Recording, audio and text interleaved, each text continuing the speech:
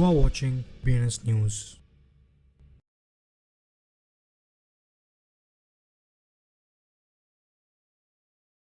నమస్తే BNS Telugu news channel కి స్వాగతం సుస్వాగతం. నేను మీ వెంకట్ సాయి కుమార్. ముందుగా వార్తల్లోని ముఖ్యాంశాలు. దక్షిణ Korean crypto exchange scrap for survival Upbit dominance decline అయినట్టుగా తెలుస్తుంది. అర్జెంటీనాలోని యుఎస్ రాయబారి బిట్కాయిన్ మైనర్ యొక్క genius fluids gas power generation ప్లాంట్లను ప్రశంసించారు. ఫ్లోరింగ్ ప్రోటోకాల్ $1.5 మిలియన్ విలువైన ఎన్ఎఫ్టీల కోసం హ్యాక్ చేయబడింది. టెథర్ డిఓజే ఎఫ్బిఐ మరియు సీక్రెట్ సర్వీస్ తో ఎక్స్టెన్సివ్ సహకారాన్ని కన్ఫర్మ్ చేస్తుంది. Ethereum smart contract framework safety ఆందోళనలు ఎదుర్కోవడానికి అప్డేట్ అవుతుంది. ఆస్టర్ నెట్వర్క్ యొక్క ప్రముఖ లిస్ట్ అప్డేట్ విలువను పెంచుతుంది.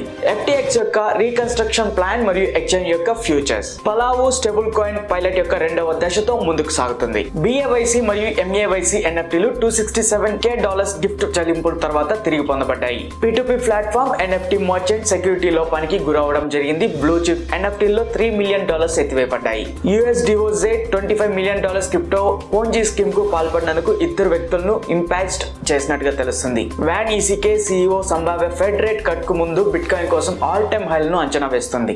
దేశీయ ప్లాట్ఫామ్ల మధ్య ఉద్రిక్తతలు ప్రారంభమైనందుకు దక్షిణ కొరియా క్రిప్టో ఎక్స్చేంజ్ అప్బిట్ ను దాని ప్రత్యర్థుల నుండి వేరు చేయడానికి టెక్టోనిక్ చీలిక బెదిరిస్తుంది. అప్బిట్ యొక్క అతిపెద్ద ప్రత్యర్థి బిట్తమ్ అతిపెద్ద విజేతగా నిలిచినట్టు తెలుస్తుంది. అర్జెంటీనాలోని యుఎస్ రాయబారి మార్క్ ఆర్ స్టాన్లీ విద్యుత్ ను ఉత్పత్తి చేయడంలో ఫ్లేట్ గ్యాస్ ను వినూత్నంగా ఉపయోగించడం కోసం అన్బ్లాక్ కంప్యూటింగ్ యొక్క బిట్కాయిన్ మైనింగ్ చొరవను ప్రశంసించారు. 690 ఈథర్ ETH లేదా సుమారు $1.5 మిలియన్ విలువైన 3 డజన్ల పడ్జీ పెంగ్విన్లు మరియు 15 బోర్డ్ యాప్ ఎన్ఎఫ్టీలు దొంగిలించినట్లుగా నివేదించబడ్డాయి. ఫ్లోరింగ్ ప్రోటోకాల్ ఎన్ఎఫ్టీల కోసం లిక్విడిటీ సొల్యూషన్ పై డిసెంబర్ 16న దాడి జరిగినట్లు రిపోర్ట్ ఇవ్వడం జరిగింది. స్టేబుల్ కాయిన్ కంపెనీ అయిన Tether department of justice డిఓజే, federal bureau of investigation FBI మరియు సీక్రెట్ సర్వీస్ తో సహా యుఎస్ ప్రభుత్వ ఏజెన్సీలు శ్రేణితో విస్తృతంగా సహకరిస్తున్నట్లు ధృవీకరించింది. అన్ఫార్చునేట్లీ ఇథీరియం నెట్వర్క్ కూడా భద్రతా ఎక్స్ప్లాయిట్స్ చాలా అవకాశంగా మారింది. బ్లాక్ చైన్ సెక్యూరిటీ సంస్థ బియోసిస్ తన గ్లోబల్ Web3 సెక్యూరిటీ రిపోర్ట్ల కోసం ఈ సంవత్సరం 3 త్రైమాసిక రంగంలో రగ్ పుల్ లో కారణంగా క్రిప్టో పెట్టుబడిదారులు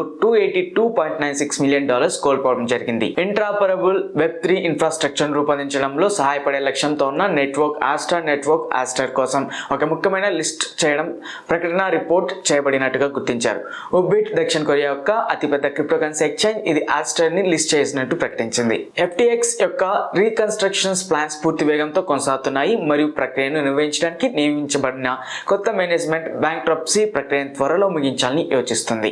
రిపబ్లిక్ ఆఫ్ పలావు తన స్టేబుల్ కాయిన్ ప్రాజెక్ట్ యొక్క రెండవ దశను ప్రారంభించినట్లు ప్రకటించింది. పలావు ఆర్థిక మంత్రిత్వ శాఖ MOF డైరెక్టర్లు బోర్డు సభ్యుడు జే హంటర్ అన్సన్ కొత్త దశ బలమైన పర్యావరణ వ్యవస్థను నిర్మించడానికి ప్రకటించినట్టుగా గుర్తించడం జరిగింది.